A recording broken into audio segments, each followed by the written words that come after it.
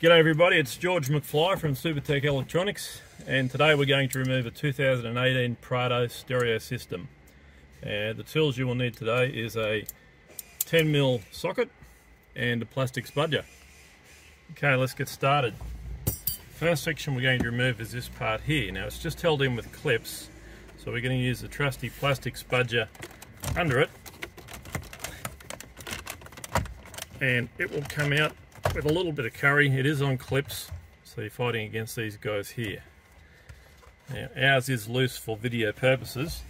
Once you remove that, you'll find 1, 2, 3, 4 10mm bolts, which you'll need to remove.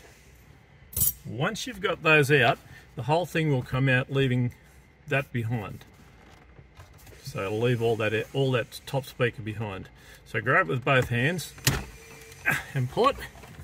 And it will be connected with electrical connections. These guys here, you just press the middle pin and pull it towards the bonnet. Don't worry about getting it in the wrong place, they will only fit in one hole. And that's now ready to send off to Supertech Electronics for repair.